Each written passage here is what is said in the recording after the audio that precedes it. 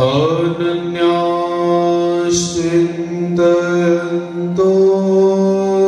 मां ये जना पर्युपासते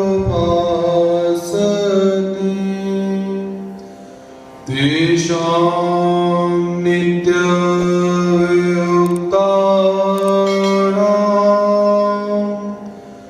योगक्षेमं वहाम्यहम्।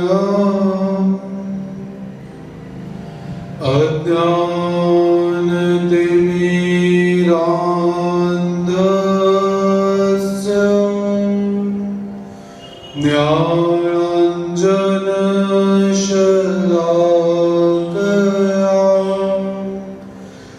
चक्षुरुन्मीलितं येन तस्मै श्री गुरुवे नमः। श्री गोपाल कृष्ण महाराज की जय। पद्मावती चरणचारी सच्चिदानंद घन स्वरूप परमेश्वर अवतार अपनी लीलाओं से संपूर्ण विश्व को आनंदित करने वाले पीतांबरधारी, जिनकी दिव्यांग कांति अनंत सूर्यों को भी फीका कर देती है, ऐसे भगवान श्री कृष्ण महाराज जी के चरणारविंदों में प्रणिपात करते हैं। तत्पश्चात जीवात्माओं को साध्य और साधन प्रदान करने वाले भगवान श्री चक्रधर स्वामी जी के चरणारविंदों में प्रणिपात करते हैं। तत्पश्चात अशेष गुरुकुल के प्रति नतमस्तक होकर आज के सत्र का हम यहाँ पर प्रारंभ करते हैं। श्रीमद् उद्धव गीता ज्ञान प्रवाह के अंतर्गत भगवान श्री कृष्ण महाराज एवं भक्त शिरोमणि उद्धव देव जी के बीच में क्या संवाद हुआ, कैसी वार्तालाप हुई, इसके विषय में हम सब यहाँ पर चर्चा कर रहे हैं। तो कल के सत्र के अंदर जब उद्धव देव को अवगत हो जाता है कि भगवान श्री कृष्ण महाराज जी निज धाम जाने का विचार कर रही हैं, तो ऐसी बात को सुनकर उद्धव देव जी भगवान श्री कृष्ण महाराज जी को नाना प्रकार के उदाहरण देकर रोकने का प्रयास कर रही हैं। ऐसा हमने कल के सत्र में सुना। तो आज के सत्र को गतिमान करते हुए आगे के संवाद का श्रवण करते हैं।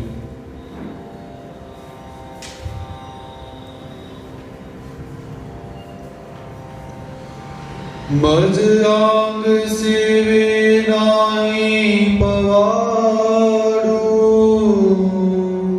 तरी त्यागा भोग होए आवड़ू तो अनुराग का जाला कड़ू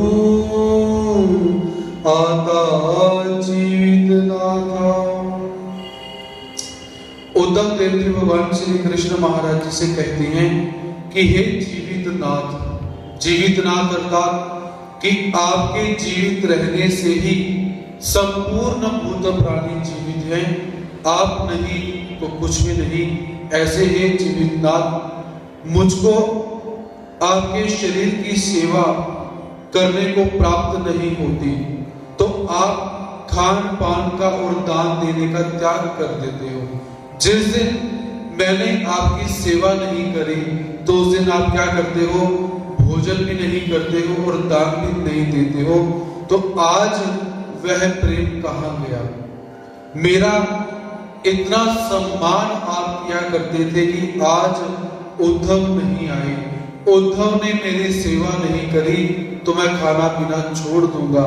ऐसा जो आपका प्रेम था, वो प्रेम कहाँ चला गया? प्रेम देता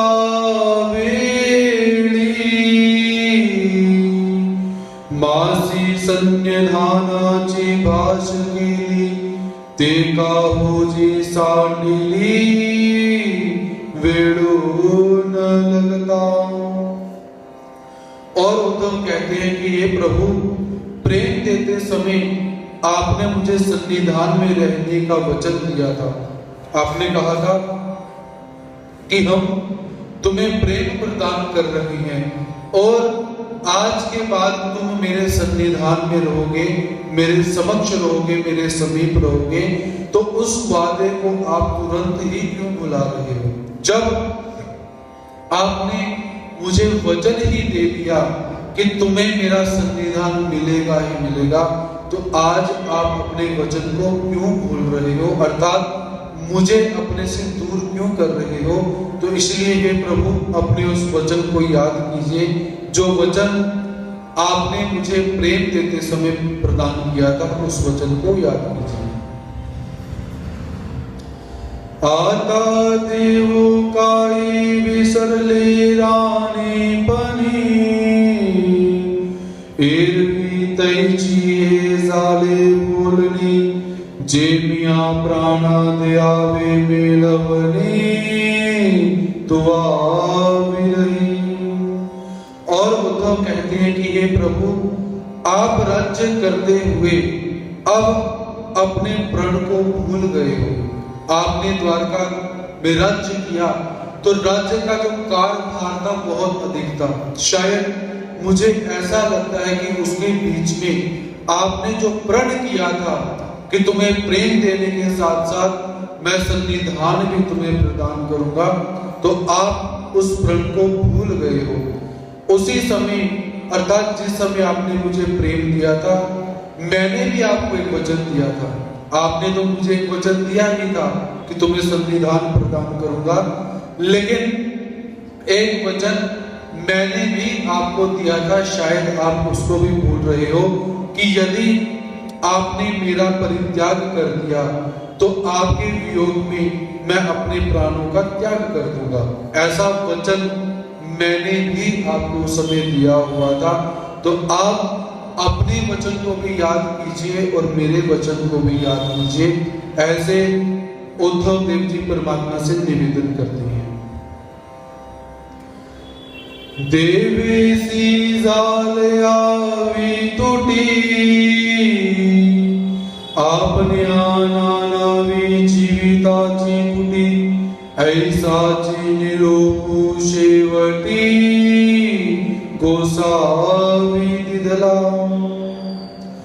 और भक्त शिरोमणि उद्धव देव जी क्या कहते हैं कि ये प्रभु, परमेश्वर का वियोग हो जाने पर भक्त को अपने प्राणों का अंत कर देना चाहिए, ऐसा आपने ही बतलाया हुआ है। स्वामी के वियोग में भक्त के लिए जीवित रहना एक कलंक के समान है। अंतिम यही संदेश आपने मुझे दिया हुआ है। यदि मैं आपके संदेश की तरफ बात करूं, आपके ज्ञान की तरफ बात करूं, तो आपने ही स्पष्ट बोला हुआ है कि भक्त वियोगी नूरे। भगवान श्री चक्रधर स्वामी जी क्या कहते हैं कि जो भक्त होता है, प्रेम संचारी भक्त होता है, वह परमात्मा के वियोग में जीवित नहीं रहता। तो ऐसा आपने ही मुझे बतलाया था, तो मैं आपके उस ज्ञान का अनुसरण करने का प्रयास करूंगा। यदि आपने मेरा परित्याग कर दिया, मुझे छोड़ दिया, तो मैं अपने प्राणों का भी परित्याग कर दूंगा। ऐसा मेरा भी निश्चय आप सुन लीजिए। तरी तो पुढारू आटवा, आता साचू करावा, मसुधारून घालावा सन्निधानाचा।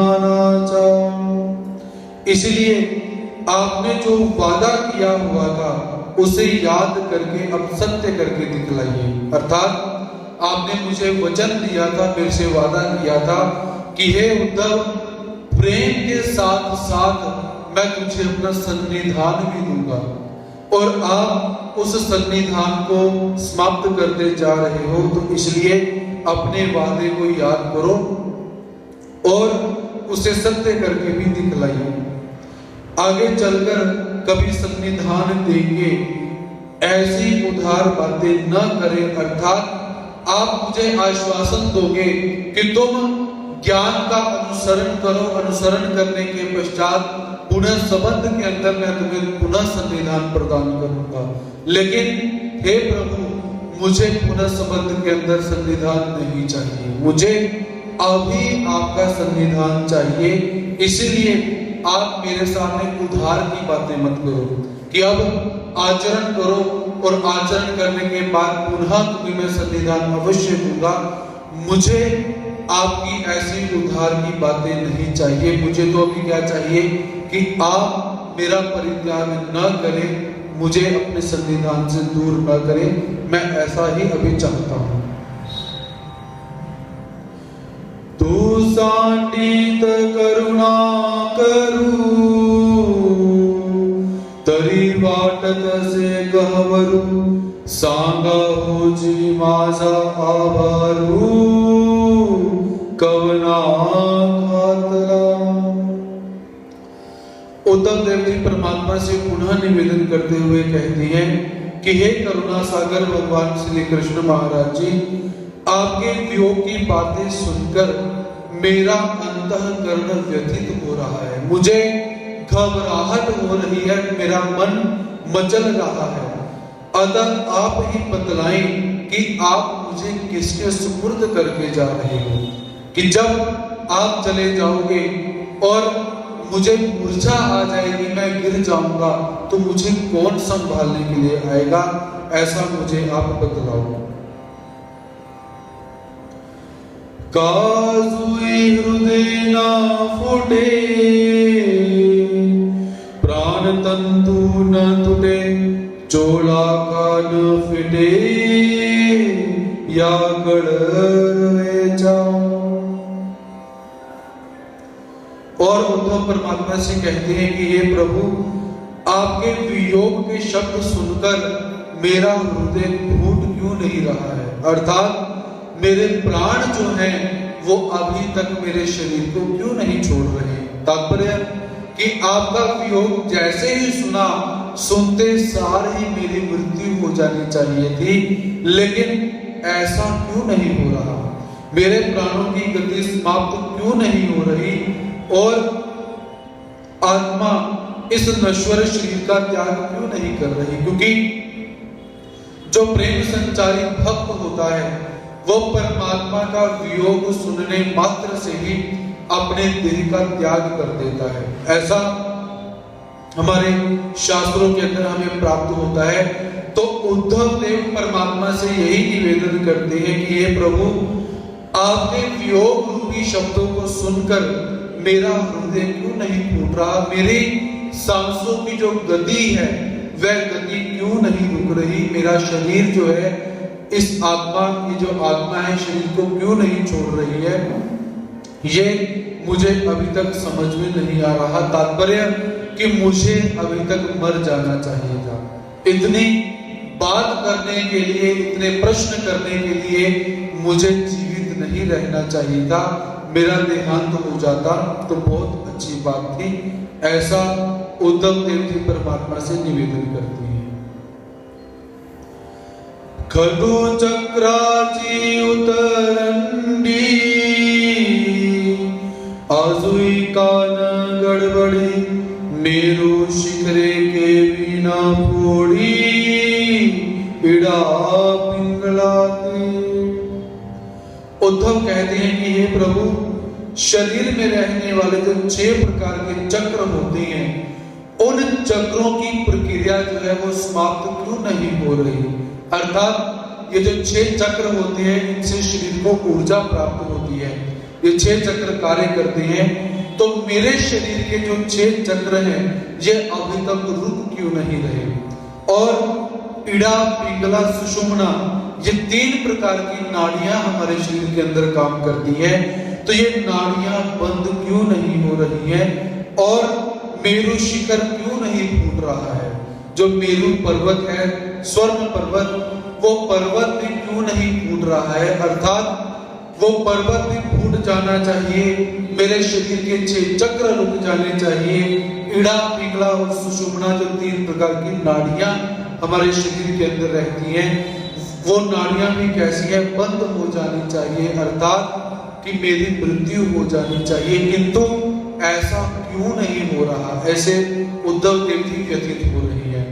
अर्थात परमात्मा के बिना उद्धव देव भी जीवित नहीं रहना चाहते। कितना प्रेम परमात्मा के साथ उनका होगा, हम उनकी इन बातों से उस प्रेम को देख सकते हैं। ब्रह्मरंध्रीचा संपुटी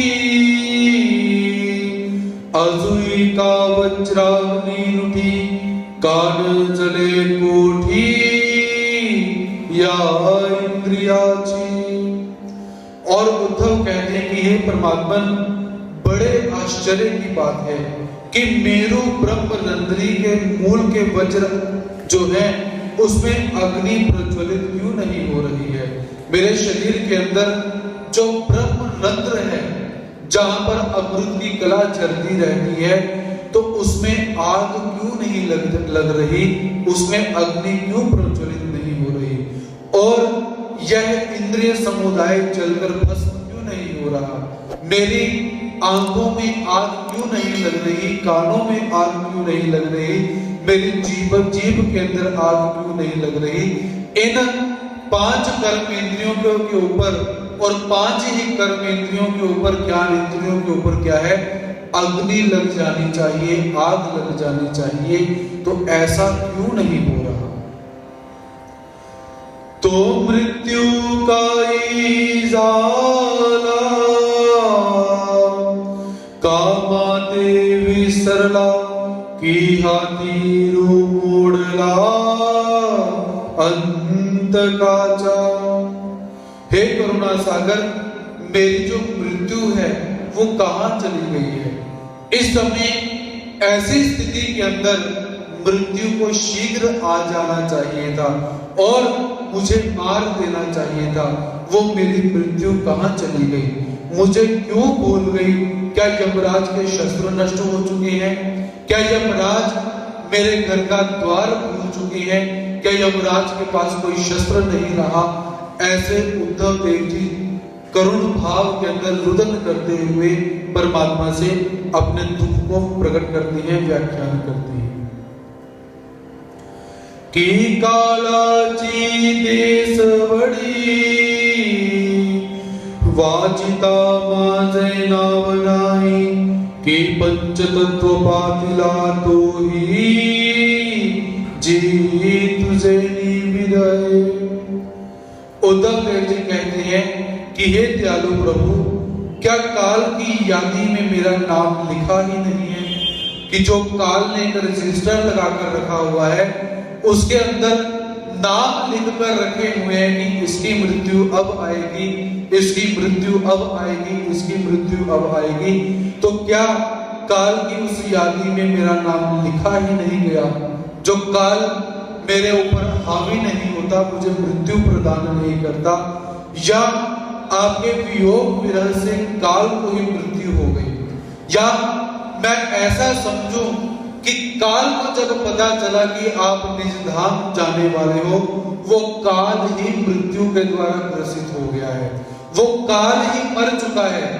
जिस काल ने मुझे मारना है, क्या वो काल मर चुका है जो मुझे मारने के लिए आता नहीं है? ऐसे उद्धव देव जी परमात्मा के आगे बिलखते हुए, रोते हुए पुकार करते हैं। तुझी नसी गोसावी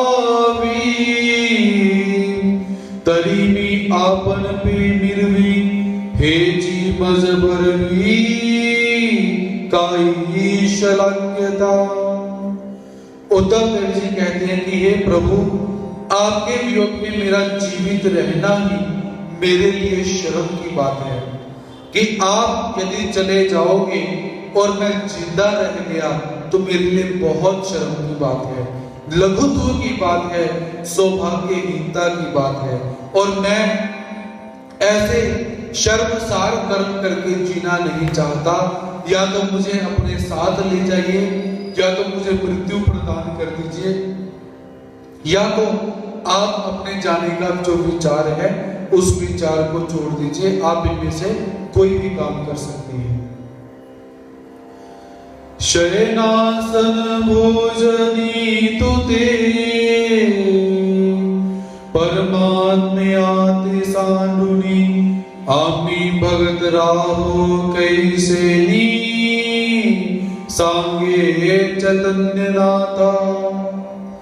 और उद्धव देव जी परमात्मा को क्या कहती हैं कि हे चैतन्यपति, हे मायापति, आप ही बतलाओ कि खाते हुए, सोते हुए, बैठते हुए इस समय को छोड़कर हम भक्त कैसे रह सकते हैं। हमारा खाना आपके साथ, पीना आपके साथ, सोना आपके साथ, हर समय हम आपके साथ क्रिया करते हैं। अब आपको छोड़कर हम भक्त कैसे रह सकते हैं। हमें इस बात का उत्तर दीजिए, हमें इस प्रश्न का उत्तर दीजिए। ऐसे जो उद्धव देव जी हैं, विभिन्न प्रकार की जो वार्तालाप है, जो बातें हैं, उन बातों को करते हुए परमात्मा को मनाने का प्रयास कर रही है कि शायद मेरी करुण भरी पुकार को सुनकर परमात्मा जाने का जो विचार है उसे त्याग दें। तब मणि यादव तिलकू उद्धव देवान करी सोकू माझा प्रवृत्ति विसेकू ओळगावा तुझा। भगवान श्री कृष्ण महाराज ने उद्धव देव की विरह की अवस्था को देखा, उद्धव देव के भावों का श्रवण किया और भगवान जी उद्धव देव को सांत्वना बंधवाते हुए कहते हैं कि हे उद्धव देव, शोक मत करो। यही बात भगवान श्री कृष्ण महाराज जी अर्जुन को भी कहते हैं, मां शुचर, कि हे अर्जुन तू शोक मत कर। और यही बात भगवान श्री कृष्ण महाराज जी उद्धव को कहते हैं कि शोक मत कर, मेरी प्रवृत्ति के अनुसार मेरी आज्ञा का पालन करो। मैं तुम्हें जिस आज्ञा को बतलाने जा रहा हूं, जो सिद्धांत आचरण तुझे बतलाने जा रहा हूं, उस आचरण का पालन करो और जो तुम्हारा बाकी का जीवन है उस जीवन को यापन करो। अधिक शोक करने से कोई फायदा नहीं, क्योंकि क्या है, जब भक्त अधिक शोक करता है तो होता क्या है, उसका ज्ञान जो होता है वो ज्ञान शांत हो जाता है, छिप जाता है। जैसे आप लोगों ने जोत देखी हुई है, जब जोत की जो लो होती है बहुत अधिक प्रकाशित हो जाती है, जलती है, तो उसके ऊपर काजली आ जाती है। वैसे ही भक्त यदि अधिक रुदन करता है, रोता है, अधिक मर्यादा से अधिक रुदन करता है, तो क्या है, उसका ज्ञान आच्छादित हो जाता है। इसलिए भगवान जी क्या कहते हैं कि अधिक रुदन नहीं करना चाहिए, मां शुचम, अधिक शोक जो है वो नहीं करना चाहिए। तुझ वियोग नाही मासी मी सर्वभूती असे आहरणीसी वरी देहते तो नवसी तरे मिलवावे कवने। अब भगवान श्री कृष्ण महाराज जी उद्धव देव को समझाते हुए कहते हैं कि हे उद्धव, तू मेरे से दूर थोड़ी है, तू प्रत्येक स्थिति के अंदर मेरे समीप रहता है। यदि मैं साकार अवस्था के अंदर हूं तब भी तू मेरे समीप है, यदि मैं निराकार अवस्था के अंदर चला जाऊंगा तब भी तू मेरे समीप ही रहेगा। मैं तो सदा सर्वदा सभी काल के अंदर सभी भूत प्राणियों को व्याप्त किए हुआ हूं, सर्वात्मक तो सर्वव्यापक तो। वो परमात्मा क्या निवेदन करते हैं कि हे उद्धव, मैं सर्वव्यापक हूं, प्रत्येक भूत प्राणी के अंदर मैं व्याप्त करके मैं बैठा हुआ हूं, इसीलिए तुझे शोक नहीं करना चाहिए। और जिस शरीर को तू स्वयं अपना समझ रहा है या स्वयं को शरीर समझ रहा है, यह उचित नहीं है, क्योंकि तू शरीर से भिन्न है। अर्थात उद्धव केवल शरीर नहीं है, उद्धव एक आत्मा भी है, क्योंकि आत्मा दिखाई नहीं देती और शरीर दिखाई देता है। इसलिए परमात्मा उद्धव देव को कहते हैं कि हे उद्धव देव, शरीर और आत्मा भिन्न भिन्न होती है। तो शरीर और शरीर यदि एक दूसरे से अलग हो जाए तो बड़ी बात नहीं है। जब आत्मा परमात्मा से अलग हो जाए तब बहुत बड़ी बात तो यहाँ पर बोल। तो यहाँ पर परमात्मा और आत्मा कहीं नहीं जा रहे, पास में ही है, क्योंकि तू भी यहाँ पर व्याप्त है और मैं तो सर्वव्यापक हूं ही हूं। इसीलिए तुझे शोक नहीं करना चाहिए, क्योंकि शरीर यदि हमारे अलग अलग हो गए फिर भी हमारी ये जो आत्मा है ये कभी अलग नहीं हो सकती है। इसलिए तत्व को याद करके तुझे शोक नहीं करना चाहिए। ऐसे भगवान श्री कृष्ण महाराज जी उद्धव देव को ज्ञान प्रदान करते हैं। काभीतया संसारा काघित विद्ये चादरारा मासी माया शक्ति चागायवारा काई न सहावे तुझ। परमात्मा कहते हैं कि हे उद्धव देव, तू इस संसार से भयभीत क्यों हो रहा है, तू इस संसार से क्यों घबरा रहा है, अविद्या ममता से भयभीत क्यों हो रहा है? क्या मेरी माया शक्ति के प्रभाव को तू सहन नहीं कर पा रहा?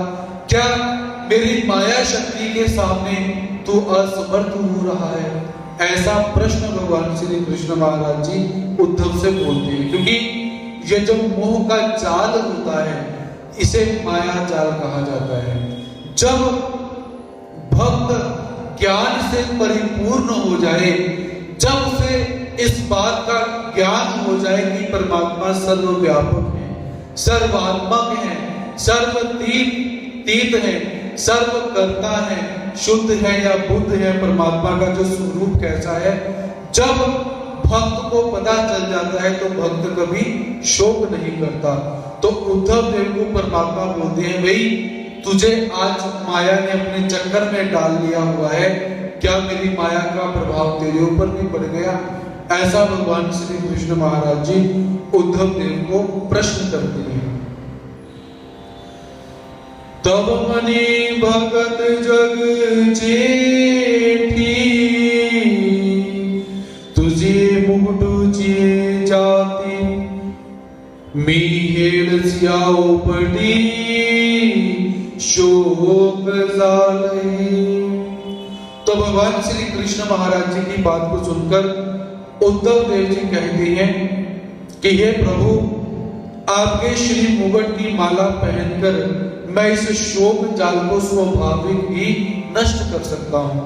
यदि आपने अपने गले में जो माला डाली हुई है आप मुझे प्रसन्नता से प्रदान कर दोगे तो मैं इस शोक जाल से स्वाभाविक ही मुक्त हो जाऊंगा, इस शोक जाल को मैं नष्ट कर सकता हूं, ऐसा मैं आपसे निवेदन करता हूं।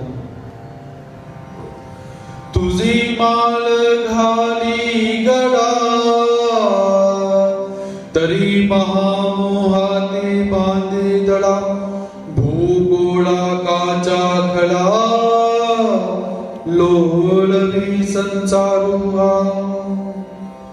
उद्धव परमात्मा से निवेदन करते हैं कि हे प्रभु, आपके गले की माला को पहनकर माया मोह जो है उसके समुदाय को परास्त कर सकता हूं, पराजित कर सकता हूं। जो अन्यथा ज्ञान, अज्ञान और अविद्या आदि बंद कहे जाती हैं, यदि आप अपने गले की माला मुझे प्रदान कर दोगे तो मैं अज्ञान को भी पार कर जाऊंगा, अन्यथा ज्ञान को भी पार कर जाऊंगा और अविद्या को भी मैं पार कर सकता हूं और संपूर्ण ब्रह्मांड पर युद्ध स्थल में विजय प्राप्त कर सकता हूं।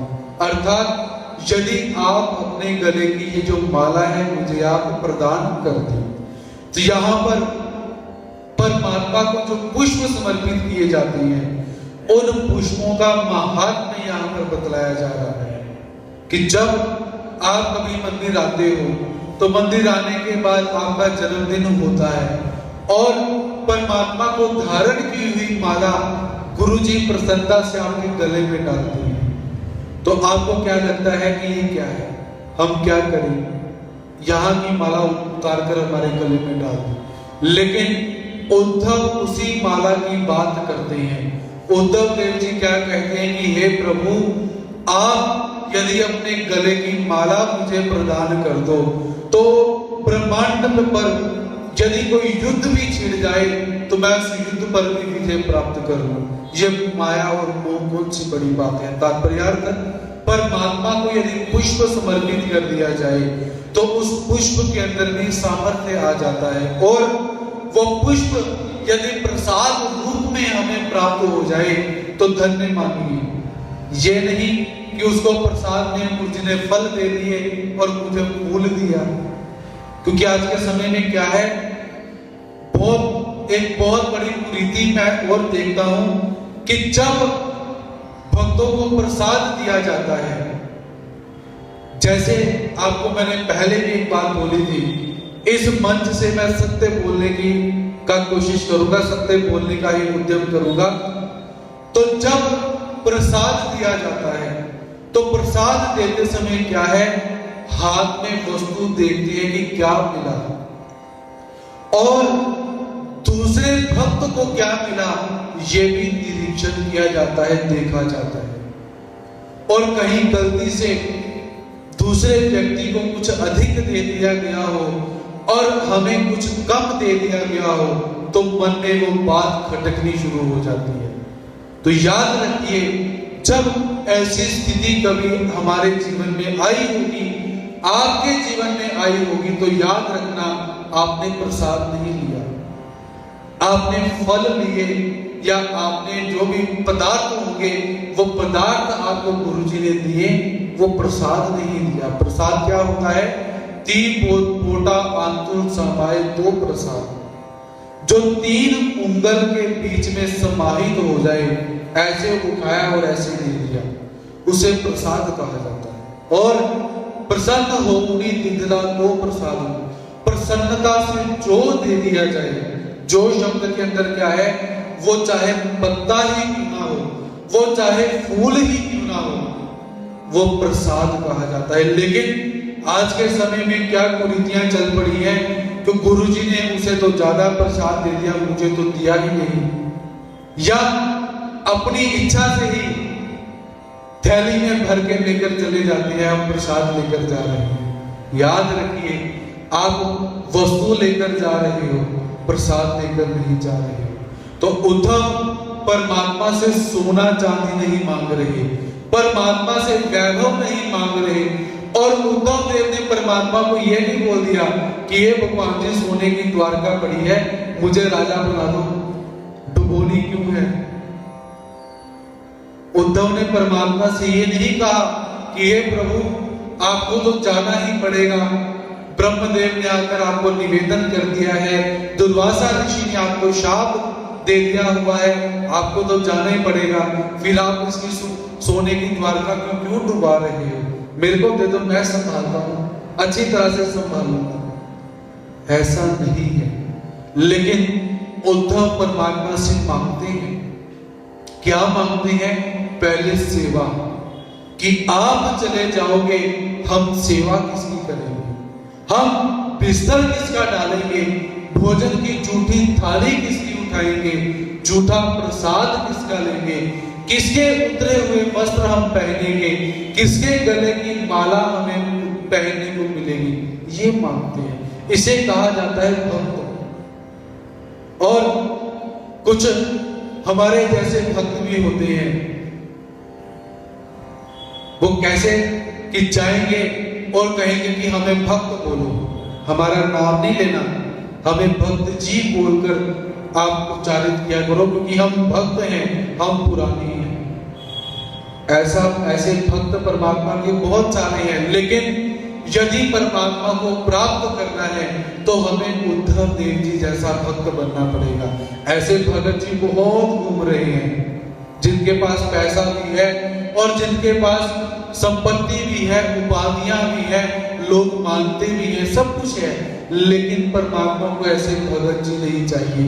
परमात्मा को चाहिए उद्धव देव जी जैसे भक्त, जो परमात्मा से मांगते क्या है कि हे प्रभु आपके गले की ये जो माला है यही अगर मिल जाए तो ब्रह्मांड के अंदर कहीं युद्ध चल रहा हो तो मैं उसको भी जीत कर ले आऊंगा।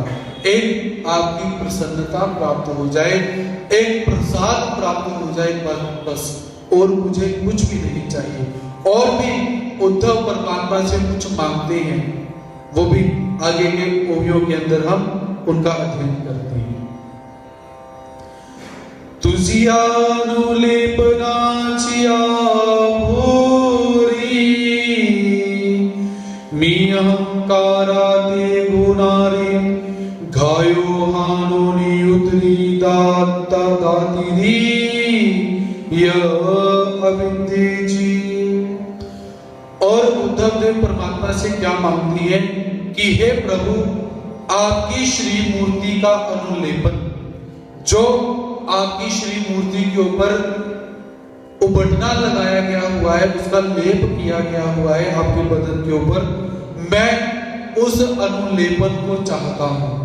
आपके शरीर के ऊपर जो चंदन लगा हुआ है वो चंदन हे प्रभु आप मुझे दीजिए, जिस चंदन से मैं अपने अहंकार का नाश कर सकता हूं और अविद्या ममता की छाती पर बैठकर उनके पेट को मैं चीर सकता हूं। हे प्रभु कृपा कीजिए, मेरे ऊपर प्रसन्न होइए और मुझे अपने शरीर के ऊपर जो चंदन लगा हुआ है उस चंदन को मुझे प्रदान कीजिए। ऐसे उद्धव देव जी भगवान श्री कृष्ण महाराज जी से चंदन मांगते हैं।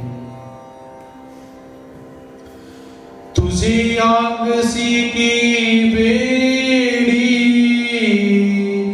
तरी काम क्रोधाची काल काड़ी दाड़ा उपड़ी मद सराचिया। और उद्धव देव जी परमात्मा को क्या कहते हैं कि हे प्रभु, आपके पहने हुए वस्त्र पहनकर काम क्रोध की चमड़ी निकाल सकता हूं। हे प्रभु, आपने जो वस्त्र पहने हुए हैं, यदि आप मुझे वो वस्त्र प्रदान कर देते हो तो मैं काम क्रोध की जो चमड़ी है उसे निकाल सकता हूं, अर्थात काम क्रोध के ऊपर मैं विजय प्राप्त कर सकता हूं और मद मच्छर की जो दाढ़ी है उसे निकाल कर मैं फेंक सकता हूं। हे प्रभु, आप मुझे जो अपने पहने हुए वस्त्र हैं वो वस्त्र ही प्रदान कर दीजिए, ताकि जो उपदेश आप मुझे देने वाले हो, जो उपदेश आपने श्रीमद् भगवत गीता के अंदर अर्जुन को दिया था, उसी उपदेश के ऊपर मैं चल सकूं। ऐसे उद्धव देव जी परमात्मा से याचना करते हैं। ले देवी के लेने तरी विश्याचे गिरी दुर्ग जिने उठवी मानवरने या इंद्रिया जी। उद्धव देव जी परमात्मा से निवेदन करते हैं कि हे प्रभु, आपके उतरे हुए जेवर पहनकर मैं विषय विकारों के किले पर विजय प्राप्त कर सकता हूं। ये जो विषय विकार कहे जाते हैं, यदि आप अपने उतरे हुए जेवर मुझे प्रदान कर दो, खजाने में से निकाल के नहीं चाहिए, जो आपने धारण किए हुए हैं ऐसे, तो आप जब मुझे ऐसे अपने जेवर प्रदान कर दोगे तो क्या है, मैं अपनी काम वासनाओं को, विकारों को नियंत्रित कर लूंगा और इंद्रिय रूपी चोरों के छिपने के स्थान को नष्ट कर सकता हूं। इंद्रियां अपने विषयों में जाकर रममाण होती हैं, तो मैं इंद्रियों का जो विषयों का स्थान है, जो चोरों का स्थान है, उस स्थान को भी नष्ट कर सकता हूं। अतः हे प्रभु, आपने ये जो वस्त्र अलंकार धारण किए हुए हैं, ये प्रसाद रूप में मुझे प्रदान कीजिए। ऐसे उद्धव देव जी परमात्मा से निवेदन करते हैं। जीवी तुझा ताट काड़ा मनोनी विघीन जात से पाउड़ा मी पाचारुनी चिले पुड़ा तुझी माया शक्ति दे। उद्धव देव जी परमात्मा से निवेदन करते हैं कि हे प्रभु, मैं आपके जूठे बर्तन उठाने की सेवा करता हूं, अतः विघ्नों को मैं पैरों के नीचे कुचल सकता हूं। बहुत बड़ी बात उद्धव जी कहती हैं और हमारे लिए एक शिक्षा देती है। उद्धव देव जी क्या कहते हैं कि हे प्रभु, आपके जूठे बर्तन मैं उठाता हूं, तो जिसके परिणाम स्वरूप क्या है, बड़े बड़े विघ्नों को मैं पैरों तले रौंद सकता हूं। अर्थात यदि आपके जीवन में विघ्न है, और विघ्न प्रत्येक व्यक्ति के जीवन में है, ऐसा कोई भी व्यक्ति नहीं कि जो व्यक्ति बोले कि मैं बिल्कुल सुखी हूं, कोई भी नहीं।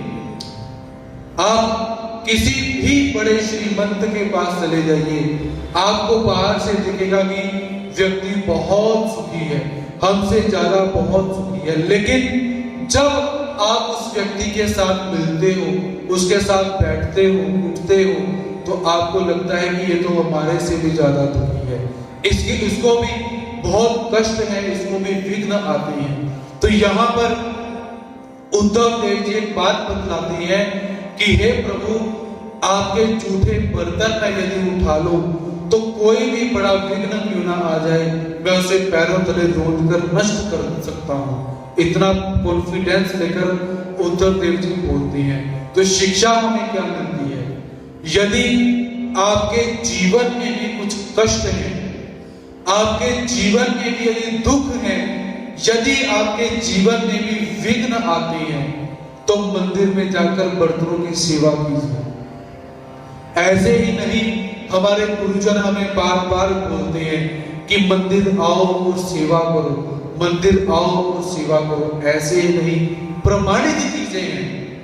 अब इतने बड़े उद्धव देव भगवान श्री कृष्ण महाराज जी के महामंत्री, और सेवा क्या मांगते हैं, जूठे बर्तन उठाने की। कुछ ना कुछ तो होगा। इसीलिए यदि आप लोगों को भी लगता है कि हमारे जीवन में कष्ट बहुत सारे हैं, तो आप भी जहां जहां पर आप निवास करते हो, जहां जहां पर आपको मंदिर मिलते हैं, जाओ मंदिर में ड्यूटी लो, बर्तन साफ किया करो। जो सफाई करने की सेवा है, उस सेवा को स्वीकार करो। नहीं कर सकते तो जब आपकी पंगत होती है, क्योंकि हम सब मंदिरों में पंगत करते हैं, संत महात्माओं को भोजन करवाते हैं, उस समय अपनी पंगत समाप्त होने के बाद जो बर्तन की सेवा होती है, स्वयं करके जाया कीजिए।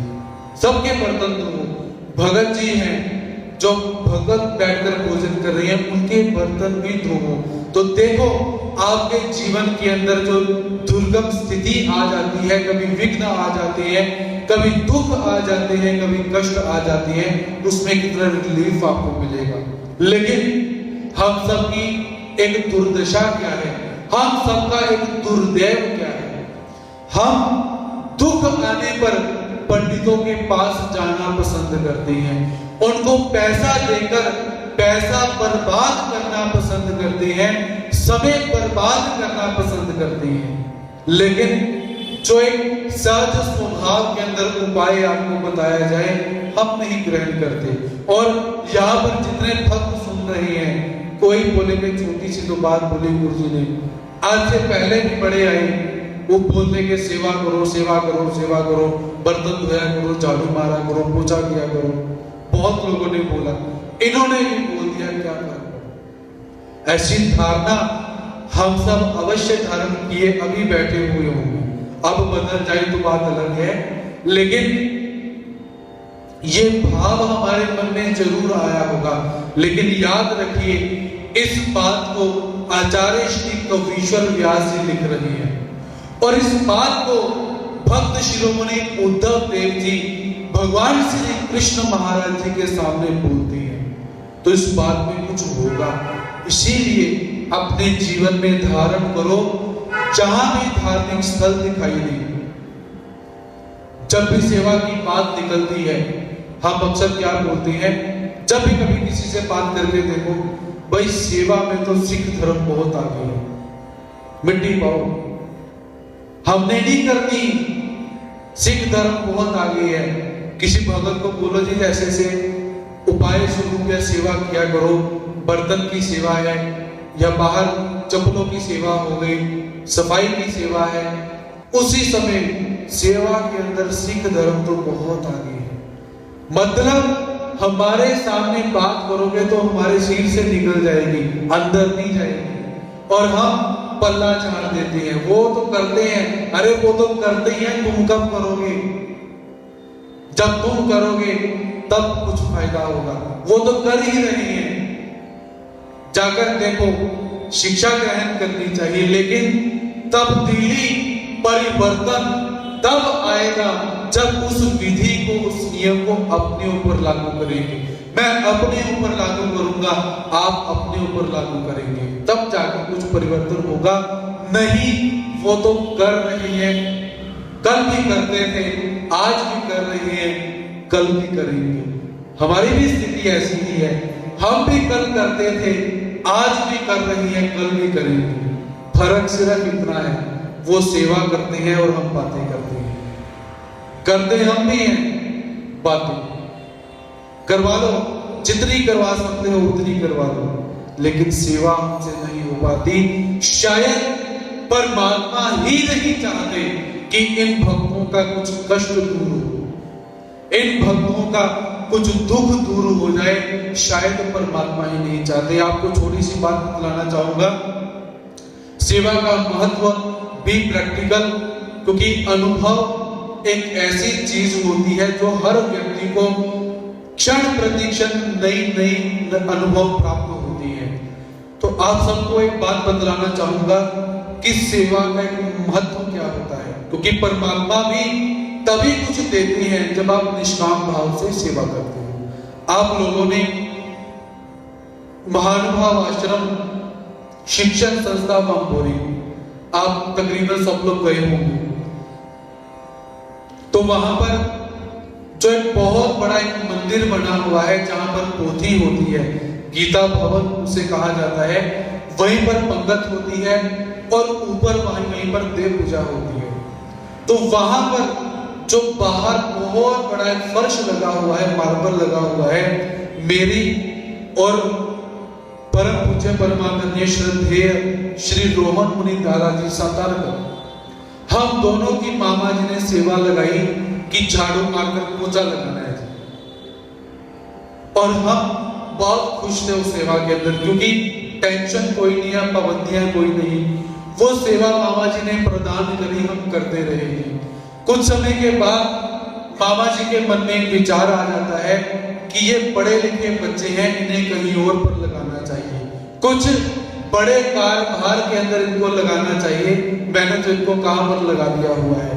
तो ऐसा विचार पूज्य आदरणीय गुरुवर्य मामा जी के मन में आता है, तो उन्होंने हमें बुलाया और बुलाकर कहते हैं कि भाई आप सेवा तो करते ही हो, बहुत अच्छी बात है, लेकिन आपको मैं दूसरी सेवा देना चाहता हूँ।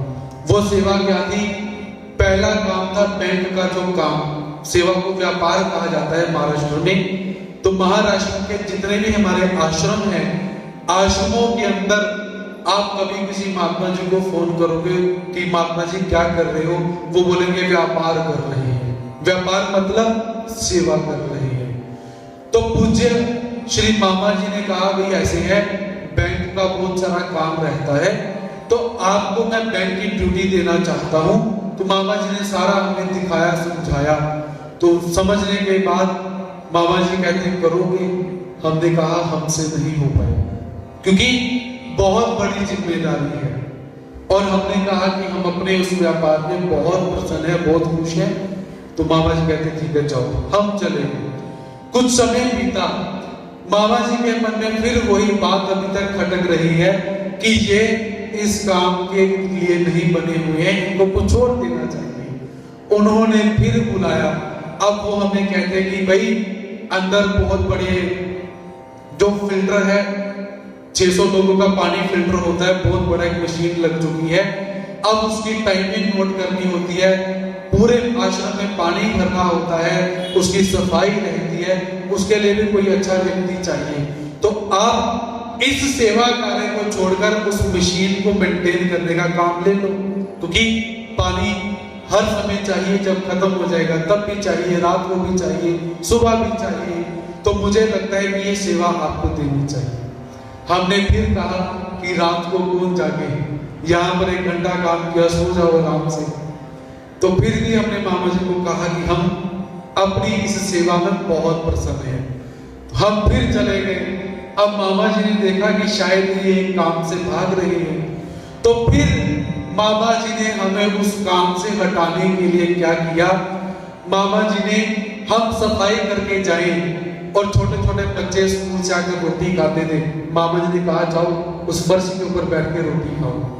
मतलब हमने सफाई करके जाना, बच्चों ने आकर रोटी खानी, रोटी गिरा देनी, चाय गिरा देनी, मतलब सफाई करने के बाद फिर कचरा वहां पर हो गया। 1 दिन हुआ, 2 दिन हुआ, तीसरे दिन मामा जी ने फिर बुलाया हमें, कहते भाई आप लोग सफाई अच्छी तरह नहीं कर रहे हो, ये देखो चाय के दाग। तो हमने कहा कि मामा जी हम तो सफाई करते हैं, अब बच्चे बाद में आकर कचरा डाले तो हम क्या करेंगे। तो मामा जी कहते भाई ये मेरे किसी बात को नहीं मानने वाले, तो हमें उन्होंने छोड़ दिया। भाई कहते जो करते हो करो, तुम्हें यही अच्छा लगता है तो करो। तो ऐसे बहुत सारा समय व्यतीत हुआ, तकरीबन 5 साल तक वही सेवा रही।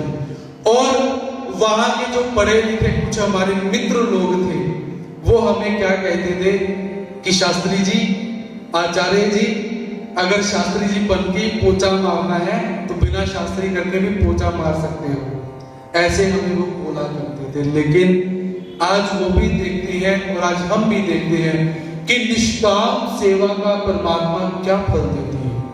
ये अपने जीवन का एक उदाहरण बता सकता हूं।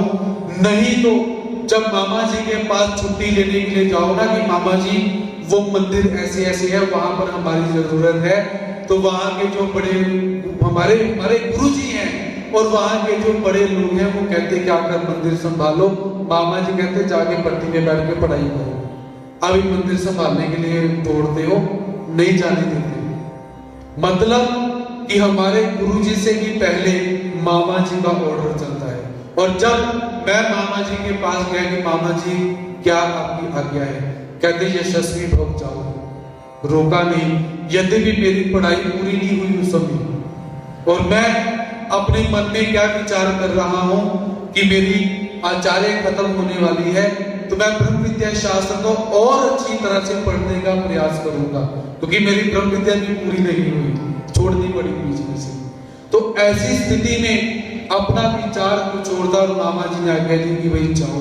तो कहने का तात्पर्य कि ये जो हम सेवा करते हैं, इस सेवा का इतना महात्म्य है कि परमात्मा आपके विघ्नों को कैसे दूर करेंगे आपको पता भी नहीं चलेगा, और परमात्मा प्रसन्न होकर क्या दे देंगे आपको ये भी आपके विचार के अंदर में नहीं रहेगा। तो इसीलिए आप सबसे बार बार यही निवेदन किया जाता है कि जब भी मंदिर जाओ निष्काम सेवा अवश्य किया करो। अन्नदान भी हम करते हैं, सब कुछ करते हैं, लेकिन शारीरिक सेवा के समय हम कुछ आलस कर जाते हैं, तो ऐसा नहीं करना चाहिए। तो इसी बात को सेवा को महत्व देते हुए उद्धव देव जी क्या कहते हैं कि हे प्रभु, यदि आपका अनुलेपन मुझे मिल जाए या आपका जूठे बर्तन उठाने की सेवा मुझे मिल जाए, तो क्या है मेरे जितने भी विघ्न हैं मैं उन सभी विघ्नों को अपने पांव के नीचे कुचलकर उनको नष्ट कर सकता हूं, और आपकी माया शक्ति को आवाहन करके उसको जीतने की शक्ति रखता हूं। कि आपकी जो चैतन्य माया है, जिसको वश में नहीं किया जा सकता, जिसको पार नहीं किया जा सकता, यदि आपके जूठे बर्तन मैं उठा लेता हूं तो क्या है, मैं माया को आवाज मारूंगा कि ए माया आकर मेरे साथ युद्ध कर, और मैं युद्ध करके उस माया को जीत कर भी दिखाऊंगा, केवल एक जूठे बर्तन उठाने की सेवा से। माया को जीतना अर्थात अंतिम युद्ध, इसके ऊपर कोई युद्ध नहीं बचता। एक बर्तन उठाने की सेवा का महात्म्य उद्धव देव जी किससे करते हैं? माया के साथ झगड़ा करना। तो आप समझ सकते हो कि सेवा का महत्व कितना है और उद्धव देव जी परमात्मा से क्या चाहते हैं। मी प्रेमी धाकड़ू मनोनी नाही कवनाचा पाडू मी नव्हे सजाडू तुझ्या ब्रह्मपदा लागी। उद्धव देव जी परमात्मा को निवेदन करते हुए कहते हैं कि हे प्रभु, मैं आपके प्रेम से निडर हो चुका हूं। मुझे आपने जो प्रेम प्रदान किया हुआ है उस प्रेम से कैसे है, मेरा डर समाप्त हो चुका हुआ है। अतः मेरी बराबरी कोई नहीं कर सकता। आपके संचारी प्रेम से मुझे इतना आश्वासन हो चुका हुआ है कि मेरी बराबरी कोई नहीं कर सकता। आपके प्रेम में इतना तल्लीन रहता हूं कि मुझे आपके ब्रह्म पद की भी लालसा नहीं है। लोग अथातो ब्रह्म जिज्ञासा, ब्रह्म को जानेंगे और जानकर ब्रह्म को प्राप्त करेंगे, ऐसा भाव रखते हैं। किंतु मुझे आपने ये जो प्रेम दे दिया हुआ है उस प्रेम के फलस्वरूप मैं आपके ब्रह्म पद को भी नहीं चाहता हूं। ऐसे उद्धव देव जी भगवान जी को कहते हैं। जीनोनी मनाते जेवळ गले ज्ञानाची अवर्ते ते टाकी तू त्या ब्रह्मपदाते संत सन्यासी। उद्धव देव जी परमात्मा से निवेदन करते हैं कि हे प्रभु, आपने मन पर विजय प्राप्त करके, अपने मन पर विजय प्राप्त करके जिन्होंने ज्ञान की रस्सी पर चलना शुरू कर दिया है वे संत सन्यासी ही ब्रह्म पद को प्राप्त होते हैं। अर्थात यदि ब्रह्म पद को प्राप्त होना है तो अपने मन पर विजय प्राप्त करनी पड़ेगी। और आपने मुझे प्रेम प्रदान कर दिया हुआ है जिसके फलस्वरूप मैंने अपने मन पर विजय प्राप्त कर ली हुई है। ऐसा मैं अपने आप को निडर मानता हूं। आमी पुनुय भूमि रंगी भवतसो कर्म मार्गी तरही प्रेमाचा कडी लगी तातुनी कैवल्य दुर्गा। उद्धव देव जी परमात्मा से निवेदन करते हैं कि हे प्रभु, मैं प्रवृत्ति मार्ग के अखाड़े में चक्कर काटता रहा, परंतु अब प्रेम की रस्सी के सहारे परम पद रूपी किले पर चढ़ जाऊंगा। कि हे प्रभु, मैं कैसा हूं? प्रवृत्ति मार्ग, अर्थात मैं गृहस्थी हूं। दो प्रकार के मार्ग होते हैं, निवृत्ति मार्ग और प्रवृत्ति मार्ग।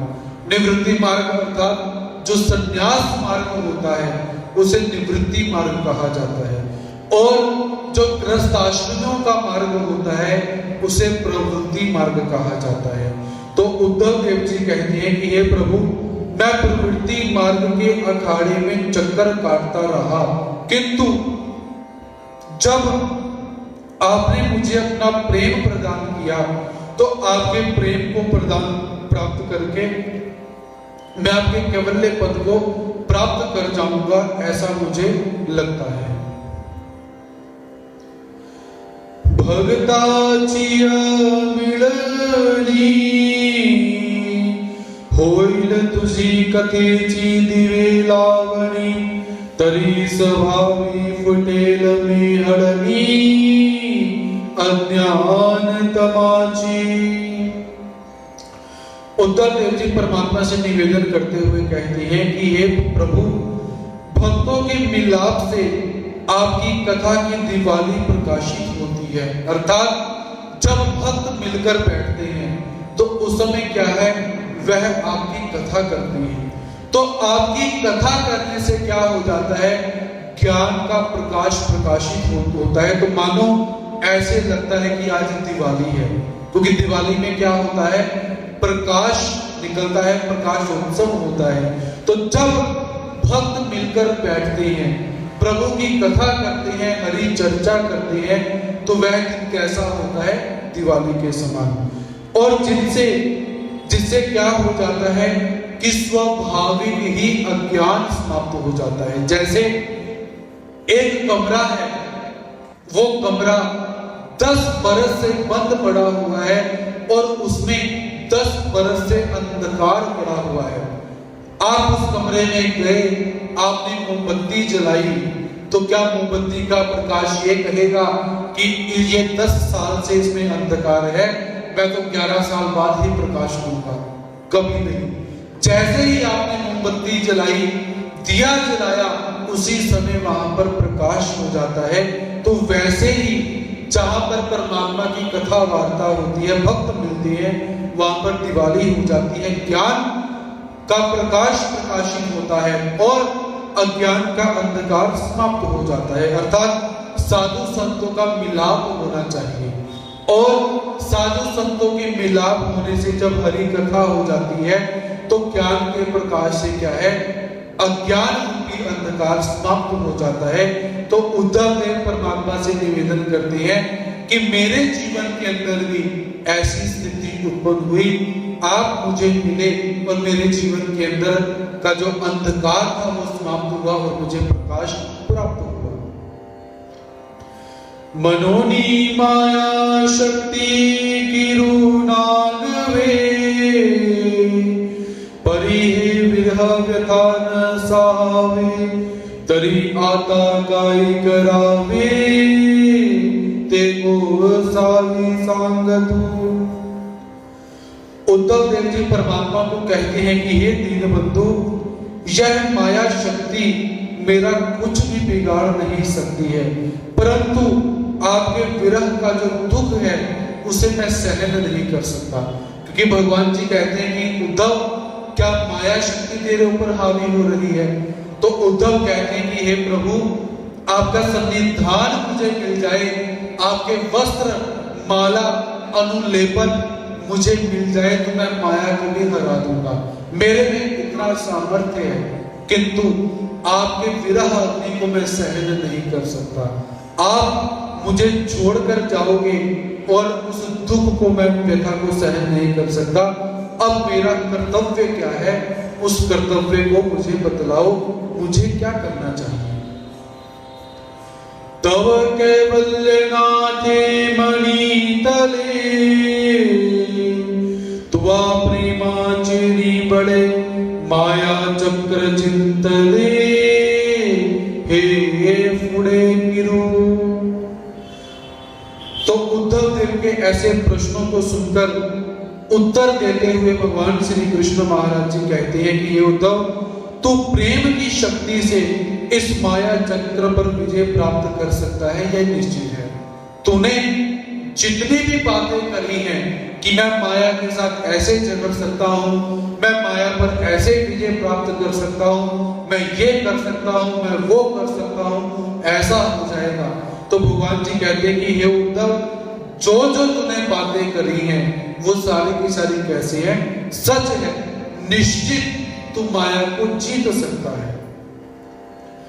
तरिया पुलिया प्रवृत्ति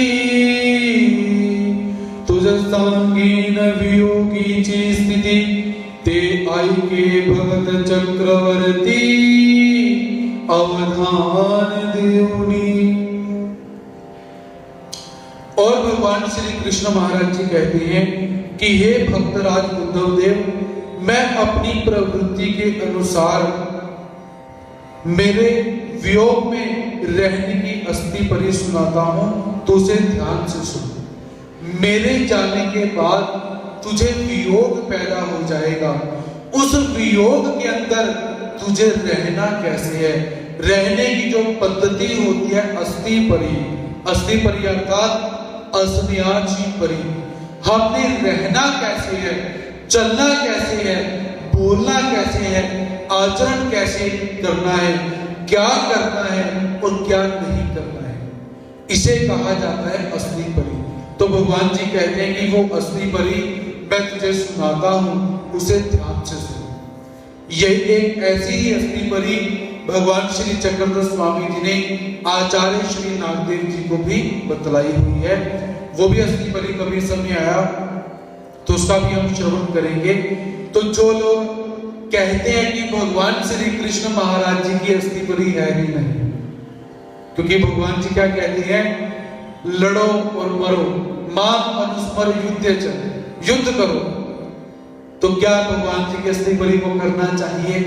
तो जो लोग ऐसा सुनते आए हैं आज तक, उनसे निवेदन करना चाहता हूं कि भगवान श्री कृष्ण महाराज जी की भी अस्थि परी है। जो अस्थि परी भगवान श्री कृष्ण महाराज जी ने उद्धव देव को बतलाई हुई है, अर्जुन को बतलाई वो तो है ही, लेकिन उद्धव को जो बतलाई हुई है वह अस्थि परी भी कैसी है, अनुकरणीय है, अनुसरणीय है। माझिया विरागनी चेनी पुटे, जीवाजी भांगार आटे, तरी मुगुदूचिया मोला मटे, अंतरात्मयासी। भगवान श्री कृष्ण महाराज जी अस्थि परी का निरूपण करते हुए कहते हैं कि जिस तरह स्वर्ण पर राख और नमक का लेप लगाकर आग में तपाने से सोना शुद्ध हो जाता है, उसी तरह मेरे विरह की अग्नि में तपने से आत्मा शुद्ध हो जाती है, मुक्ति के अधिकार की मोहर आत्मा पर लगती है। अर्थात यदि मैं चला जाऊंगा, मेरे जाने के बाद मेरे वियोग की अग्नि में तू तपेगा, तू जलेगा, तो उसमें तेरा ही फायदा है। उससे क्या होगा, जैसे सोने के ऊपर राख और नमक लगाकर उसे तपाया जाता है तो सोना शुद्ध हो जाता है, उसकी कीमत बढ़ जाती है, उसके ऊपर मोहर लग जाती है 24 कैरेट की शुद्ध सोने की। वैसे ही जो भक्त विरह की अग्नि में तपता है तो उसकी आत्मा के ऊपर क्या है, मुक्ति की मोहर लग जाती है। यदि 10 साल के अंदर वो जीवात्मा मुक्त होने वाला है, यदि विरह की अग्नि में वो तपता है तो 1 साल में ही मुक्त हो जाएगा। इसीलिए भगवान श्री चक्रधर स्वामी जी ने भी आचार्य श्री नागदेव जी को अपने से दूर भेज दिया, ताकि ये मेरे से दूर होकर विरह अग्नि में जाकर तपे और इसका उद्धार हो जाए। तो इसलिए भगवान जी कहते हैं कि जो विरह की अग्नि है उस अग्नि में तपो, और तपने से क्या है, अपनी आत्मा को शुद्ध करो। कलेवाराज्या कावल साटी, लाही जे केवल्याची सोने वाटी, तरे विरह व्यते चाहाटी, पालटू कीजिए। और भगवान श्री कृष्ण महाराज जी क्या कहते हैं कि मनुष्य शरीर रूपी फूटे बर्तन के बदले मैं कैवल्य रूपी सोने की कटोरी प्राप्त कर लेनी चाहिए। कि मनुष्य का शरीर कैसा है, एक फूटे हुए बर्तन के समान है। आप लोगों ने देखा होगा, जब किसी की मृत्यु हो जाती है तो मृत्यु के पश्चात शमशान घाट में जाकर वहां पर मटका फोड़ा जाता है। उसका मतलब क्या है कि ये शरीर कैसा है, टूटे हुए बेकार मिट्टी के बर्तन की तरह है, जो बना हुआ था अब फूट गया। उसी बात को भगवान जी यहाँ पर बोलते हैं कि मनुष्य शरीर कैसा है, फूटे हुए बर्तन की तरह है। आज फूटा नहीं तो कल फूटा, फूटना ही है। तो जीवात्मा को क्या करना चाहिए, इस फूटे बर्तन के बदले कैवल्य रूपी सोने की कटोरी को प्राप्त कर लेना चाहिए। परमात्मा का भजन, ध्यान, धारणा, हरि चर्चा, हरि कीर्तन, सत्संग के माध्यम से इस कच्चे बर्तन को सोने की कटोरी बना लेना चाहिए। कैवल्य रूपी जो सोने की कटोरी है उसमें परिवर्तन कर देना चाहिए और विरह दुख के बाजार में बदल लेना चाहिए। और मंदिर में जाकर क्या करना चाहिए, अपने आप को तपाकर उस टूटे हुए बर्तन के बदले सोने की कटोरी ले लेनी चाहिए। ऐसा भगवान श्री कृष्ण महाराज जी उद्धव देव को यहाँ पर निवेदन करते हैं। तो भक्त शिरोमणि उद्धव एवं भगवान श्री कृष्ण महाराज जी के संवाद को ऐसे ही गतिमान करते हुए कल पुनः आप सबके समक्ष उपस्थित होने का प्रयास रहेगा। तब तक के लिए सभी भक्तों के प्रति प्रणति सादर करता हूँ, स्वीकार करेंगे। जय श्री कृष्ण, दंडवत प्रणाम।